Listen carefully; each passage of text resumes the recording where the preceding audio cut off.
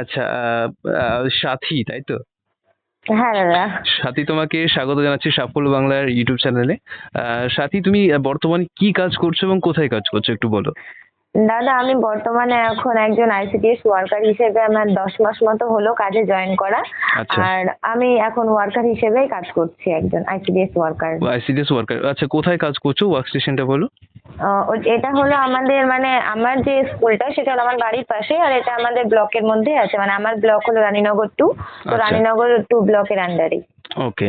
আচ্ছা, এখানে আমি কিছু প্রশ্ন করছি। ফার্স্ট অফ অল, যে প্রশ্নগুলো ছেলেমেয়েরা করছে বা একটা জানার ইচ্ছা থেকে যে অ্যাকচুয়ালি আইসিডিএস ওয়ার্কারটা কি বা এদের কাজটা কি, এটা একটু যদি সংক্ষেপে বলো।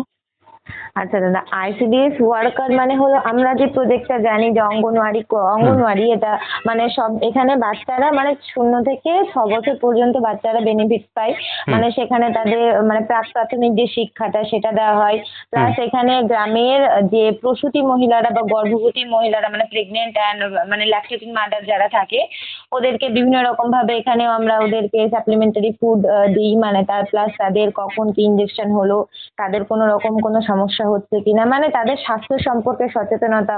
মানে আচ্ছা, গ্রামের দিকে বুঝতেই পারছো অনেক রকম মানুষ অশিক্ষিত থেকে থাকে যারা বোঝে না, হুম, ওদেরকে হুম। বোঝানো অশিক্ষিত কোন না, সব। অ্যাকচুয়ালি অনেকে মানে অ্যাকচুয়ালি এগুলো অ্যাওয়ার নেই অতটা হয়তো, বা হ্যাঁ মানে বিষয়গুলো সেই অতটা হিসেবে হ্যাঁ, হ্যাঁ। মানে শিক্ষার আলোয় যারা পৌঁছয় না তারা হুম, আর হুম, কি হুম। মানে শিক্ষা মানে কোন সময় কোন শিক্ষাটা পাওয়া উচিত বা কি গ্রহণ কি করা খাওয়া উচিত। উচিত, হ্যাঁ, এই এই হ্যাঁ এই ব্যাপারগুলো জানা সবগুলো, নেই। হ্যাঁ হ্যাঁ হ্যাঁ। হ্যাঁ। যারা আচ্ছা। জানে না বা আবার যারা আছে যারা ফার্স্ট ফার্স্ট টাইম যাদের প্রেগন্যান্সি আসে তারা হয়তো এসব সম্পর্কে অনেকটা সচেতন থাকে না। হুম, গ্রামের দিকে তো এগুলো বুঝতেই পারছো অনেকে জানে না বোঝে না, তো হুম। তাদেরকে বোঝানো যে কোন সময় কি করা উচিত, তাদের মানে কিভাবে চলাফেরা করা উচিত, এইসব সম্পর্কেই আচ্ছা, আর কি। এইখানে একটা প্রশ্ন করছি, সেটা হচ্ছে আইসিডিএস ওয়ার্কার এবং হেল্পার দুটোর ক্ষেত্রে কি কাজটা প্রায় সেমই, নাকি কাজের কোনো ডিফারেন্স রয়েছে? না দাদা, অবশ্যই ডিফারেন্স আছে। এবার আমরা যেহেতু মানে আমি যে পোস্টটায় বিলং করি মানে আইসিডিএস ওয়ার্কার, হুম, তো ওয়ার্কারদের কাজ মানে যেটা হলো যে ওই যে 0 থেকে 6 বছর পর্যন্ত যে বাচ্চারা রয়েছে তাদের মানে আমাদের স্কুলটায় মানে সেখানে খাবারও দেওয়া হয়, তো তারা সে খাবারটা ঠিকঠাক পাচ্ছে কিনা, তাদের গ্রোথ ঠিকঠাক হচ্ছে কিনা, তারা তাদের ওয়েট বা তারা অসুস্থ হয়ে পড়ছে কিনা, এইসব জিনিসগুলো আমরা সেখানটায় দেখে থাকি। আর আমাদের যিনারা হেল্পার থাকেন মানে ওনারাও আমাদের মানে আমরা যে কাজটা করি ওনারা হলেন আমাদের হেল্প, মানে আমাদেরকে সেই কাজে সমানভাবে হেল্প করে থাকেন। আচ্ছা, হয়তো আচ্ছা। আমি কোনো জায়গায় ভিজিটে গেলাম, উনি হয়তো আমার সাথে গেলেন, বা উনি হয়তো আমার সঙ্গে গিয়ে হয়তো উনিও কিছু কথা বললেন, মানে এরকম টাইপসেরই। বুঝতে পেরেছি, এরকম মানে প্লাস প্রধান যে কাজটা তোমাদেরই ভূমিকাটা এবার তোমাকে হেল্প করার জন্য বা তোমার হ্যাঁ হ্যাঁ হ্যাঁ অ্যাসিস্ট্যান্ট হিসেবে বলা যেতে পারে হ্যাঁ হ্যাঁ হেল্পারদের হ্যাঁ পোস্টটা আছে। আচ্ছা, বেশ। হ্যাঁ, আর প্লাস ওই আহ, যে আমরা বললাম যে রান্নাটা হয় সেখানে উনি ঠিকঠাক ভাবে রান্না করছেন বা পরিষ্কার পরিচ্ছন্ন ভাবে আচ্ছা, এসব গুলো রান্নাটা সবটাই কাকে দেখে। করতে হয়, এই একটা প্রশ্ন আমি ছেলে মেয়েদেরকে যখন এটা বোঝাই যদিও তখন। হ্যাঁ হ্যাঁ, এটা স্যার দাদা ওই হেল্পারদেরকে করতে হয়। হেল্পারদের, আমাদের আচ্ছা। থাকে হ্যাঁ হেল্পারদেরকে রান্নার কাজটা পুরোটা মানে মানে যদি এমনি দেখা যায় মানে বেসিক একজন দৃষ্টিভঙ্গিতে তো ওয়ার্কারদের কাজ থাকে বাচ্চাদের পড়াশোনা প্লাস খাতাপত্র প্লাস মানে ভিজিটের এইসব ব্যাপারগুলো। আর আচ্ছা, হেল্পারদের মোটামুটি কাজ থেকে থাকে রান্না প্লাস বাচ্চাদেরকে খাওয়ানো, ওরা আচ্ছা, ঠিকঠাক আচ্ছা, আচ্ছা। হাত টাত ধুয়ে খাওয়া দাওয়া করছে কিনা এইসব। আচ্ছা, আর এই ওরা ব্যাপারটা আমার হ্যাঁ ক্লিয়ার হলো, আমি নিজে এই জায়গাটা অনেকটা গুলিয়ে যেত। বেশ, থ্যাংক ইউ। এবার বলি যে তুমি এই লাইনে আসলে কি করে, মানে প্রথম থেকে কি ইচ্ছে ছিল যে আমি আইসিডিএসই কাজ করব, নাকি জাস্ট একটা কম্পিটিটিভ পরীক্ষায় পড়াশোনা করতে করতে তারপর ফর্ম ফিল আপ করা, বা তোমার এক্সপিরিয়েন্সটা, তোমার জার্নিটা কিরকম ছিল? দাদা আমার জার্নি বলতে আমি প্রথমে কখনোই ভেবেছিলাম না যে আমি এই পোস্টটা পাবো, যেটা আমাদের সবার ধারণা থাকে যে এটা অন্যরকম ভাবে হুম। প্রসেসটা হয়, সিলেকশন প্রসেসটা এটা সবাই হয়তো জানে, এটা প্রকাশ্যে না বলাই উচিত। মানে এটা অ্যাকচুয়ালি কিন্তু সেই অর্থে সবাই জানে না যে আইসিডিএস বা এটা নিয়ে বিরাট কিছু বা এরমটা নয়, সবার প্রথম থেকে অতটা ইচ্ছে থাকে না। যেমন ধরো, কারোর ছোট থেকে ইচ্ছা থাকে কেউ ডাক্তার হবে, কেউ নার্স হবে, কেউ একদম পুলিশ একদম হবে। একদম কিন্তু হ্যাঁ হ্যাঁ আইসিডিএস হ্যাঁ। নিয়ে পড়বো বা আইসিডিএসই হবো এরকম খুবই না দাদা কম। আমার একদমই বলা যেতে পারে। আর এখনকার আমাদের রাজ্যের যে অবস্থা সেই জায়গায় দাঁড়িয়ে মানে যে কোনো একটা গভর্নমেন্ট জব পাওয়া বা যে কোনো একটা সরকারি কাজ পাওয়া মানুষের কাছে একটা বিরাট টার্গেট হয়ে গেছে। হুম, তো হুম। আমি প্রথমে শুরু করেছিলাম, আমি যখন গ্র্যাজুয়েশন করি মানে সেকেন্ড ইয়ারে পড়ি তখন আমি একটা কোচিং শুরু করেছিলাম। তো সেখানে আমি বিসিএস প্লাস তুমি পড়াতে? কম্পিটিটিভ পড়াতাম না, মানে আমি পড়তাম পড়তে কোচিং যেতে, শুরু। আচ্ছা হ্যাঁ হ্যাঁ আচ্ছা হ্যাঁ, আচ্ছা। পড়তে যেতাম, হুম মানে হুম সেকেন্ড ইয়ারে পড়ার সঙ্গে সঙ্গেই। হুম হুম এবার তখন পড়তে পড়তে জাস্ট যেগুলো আসতো সামনে এক্সাম গুলো কম্পিটিটিভ গুলো সেগুলো দিতাম। হুম এবার দিতে দিতে আমাদের ব্লক থেকে মানে ব্লক ব্লক প্লাস আমাদের যে ডিস্ট্রিক্ট মুর্শিদাবাদ থেকে আইসিডিএস অঙ্গনওয়াড়ির ফর্ম ছাড়া হয়।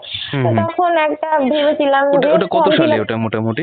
ওটা তেইশেই হয়েছিল, আচ্ছা। 23শে মে মাসে সম্ভবত আমাদের এক্সামটা হয়েছিল। হুম হুম। আর তো তার 2-1 মাস আগে হয়তো ফর্ম ফিল আপটা হয়েছিল, আমার এক্সাক্ট ডেটটা মনে নেই। আচ্ছা আচ্ছা। হ্যাঁ। যাই হোক তার 2-3 মাস আগে হয়তো ফর্মটা ফিল আপ হয়েছিল।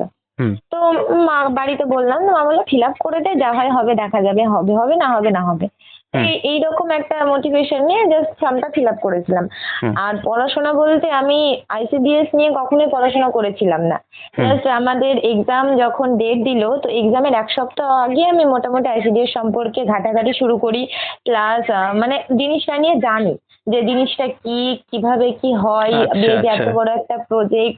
মানে হুম আমি just 7 দিন আগে, এক্সামের 7 দিন আগে। আর তার মাঝে আরেকটা ঘটনা বলি তোমাকে যে হুম। আমাদের মানে আমি প্রচন্ড ঘুরতে ভালোবাসি। এবার আচ্ছা। তখন আমাদের ট্যুর হয়েছিল, এবার এক্সামটা আমাদের ডেট চেঞ্জ হয়েছিল, আমাদের এক্সামটা সম্ভবত প্রথমে 7 তারিখ ছিল, আর হুম আমাদের ট্যুর সম্ভবত ছিল 5 তারিখ, সেটা হুম ফেব্রুয়ারি মাসে। হুম দিয়ে এবার আমি আমি ভাবলাম, তখন আমাদের টিকিট করা প্লাস হোটেল বুকিং সব কমপ্লিট হয়ে গেছে। হুম হুম।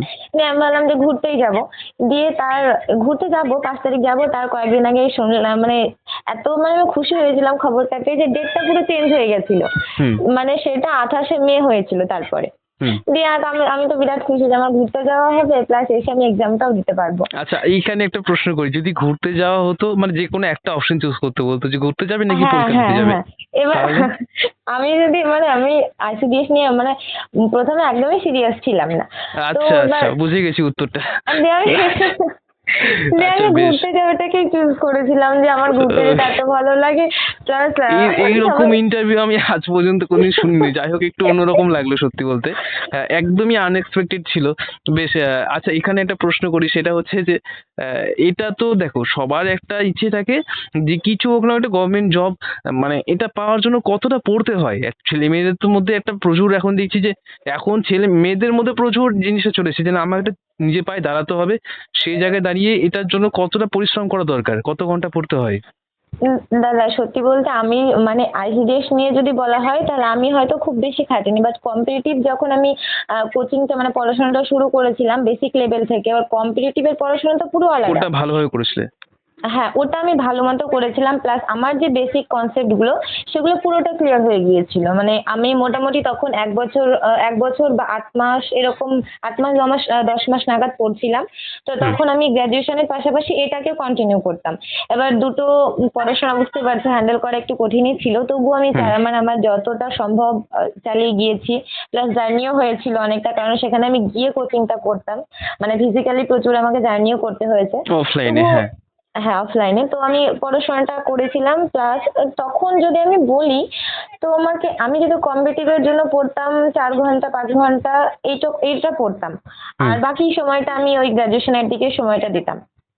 আচ্ছা, মানে তো মূলত এটার জন্য স্পেশালি বা এটার জন্য প্রচুর ভাবে পড়াশোনার এরকমটা নয়, যেটা তুমি আগে না বললে। না না না না, একটা খুব অন্য বেশি। পরীক্ষার জন্য পড়তে, সেটার সাথে এটা ম্যাচ করে পড়াশোনা করতে, হ্যাঁ হ্যাঁ সামঞ্জস্য হ্যাঁ রেখে। হ্যাঁ। হ্যাঁ, মানে আচ্ছা। দুটোকেই আর কি স্টেবল রেখে আমি চেষ্টা করেছিলাম করার। হুম তো সেই হিসেবেই বললাম যে আইসিডিএস নিয়ে এমন টার্গেট ছিল না যে আইসিডিএস ওয়ার্কারই হব, এরকম টার্গেট ছিল না। যাই হোক আমার টার্গেট ছিল যে কোনো একটা গভর্নমেন্ট জব পাওয়া, বা বর্তমান সময় দাঁড়িয়ে একটা ছোট কিছু হলেও নিজের পায়ে করা, দাঁড়ানো যেখানে একটা। হ্যাঁ হুম। যে মা বাবার কিছুটা হেল্প, প্লাস নিজের এখন খরচ খরচা তো আছেই, সবার থাকে আচ্ছা, সেটা। যে 7 দিন পড়াশোনা করেছিলে, সেই এই 7টা দিন তুমি কোন কোন বই পড়তে, বা কোন বইটাকে বেশি প্রেফার করতে, যেটার জন্য তোমার আছে আচ্ছা, মনে হয় যে আমি চাকরিটা পেলাম আজকে?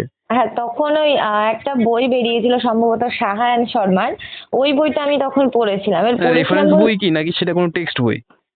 টেক্সট বই বলতে সেখানে মানে সবটাই দেওয়া ছিল, সব মানে ছিল। রেফারেন্স টাইপেরই। হ্যাঁ, আচ্ছা আইসিডিএস সম্পর্কেও বলা ছিল, প্লাস আরো যে সাবজেক্ট গুলো থাকে সেসব সম্পর্কে বলা ছিল।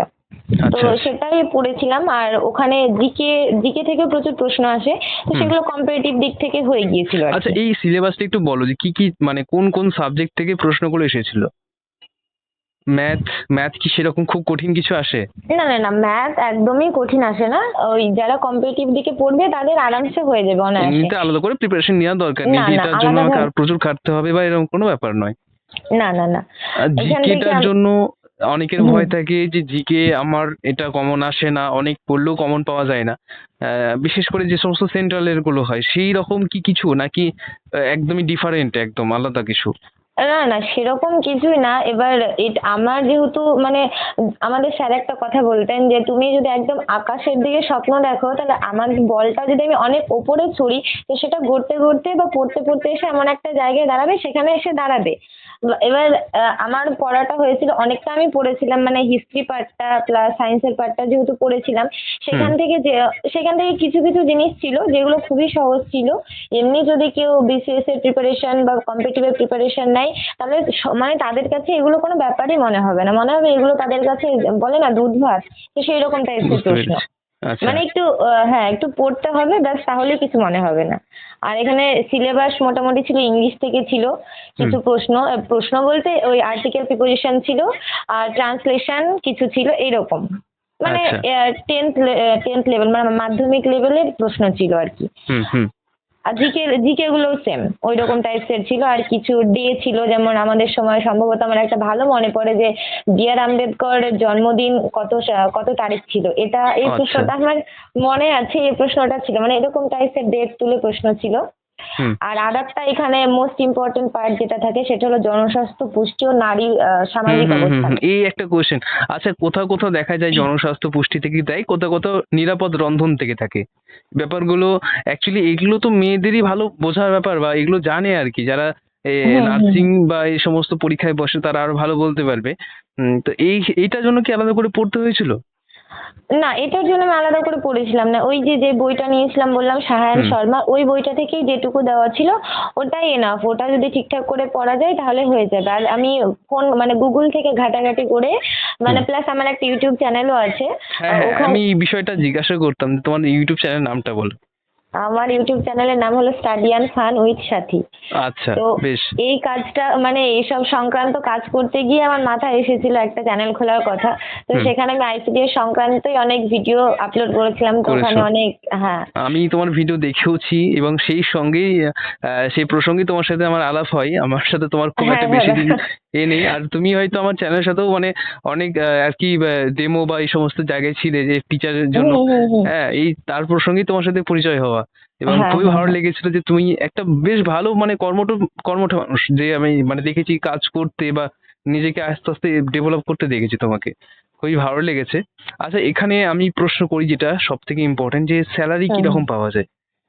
দাদা স্যালারি যদি বলা যায় মোটামুটি এখানে ওই ৮-১০ মতো ধরে রাখো এরকম, মানে আমাদের সেন্ট্রাল এবং স্টেটের দুই দিক থেকে এটা আমাদের অনারিয়াম দেওয়া হয়, তো হুম। সেন্ট্রাল এবং স্টেট হাফ হাফ করে দেন এখন।